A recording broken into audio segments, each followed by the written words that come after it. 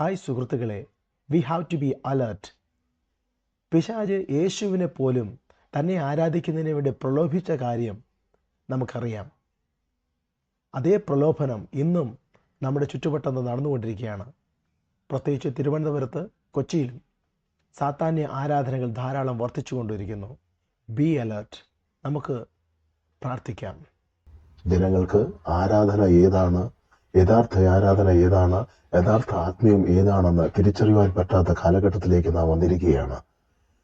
പ്രത്യേകിച്ച് കേരളത്തിൽ അവിടെ എവിടെയായി നടക്കുന്ന ചില കൊലപാതകങ്ങൾ വിരൽ ചൂണ്ടുന്നത് സാത്താൻ സഭയുടെ ഒരു ഇൻഫ്ലുവൻസ് ആണ്. നമ്മുടെ തലമുറകൾക്ക് എന്തെങ്കിലും വ്യത്യസ്തമായ ഒരു നിലവാരം കാണുകയാണെങ്കിൽ അവയെ നിങ്ങളുടെ സഭകളുടെ ദേവദാസന്മാരുടെ അടുക്കൽ, പുരോഹിതന്മാരുടെ അടുക്കലോ ഇല്ലെങ്കിൽ നല്ലൊരു കൗൺസിലിന്റെ അടുക്കലോ കൊണ്ടുപോയി വേഗത്ത് കാര്യങ്ങൾ മനസ്സിലാക്കി അവരെ പറഞ്ഞു മനസ്സിലാക്കുകയും തികഞ്ഞ ആത്മീയതയിലേക്ക് നയിക്കേണ്ടതും അത്യാവശ്യമാണ്.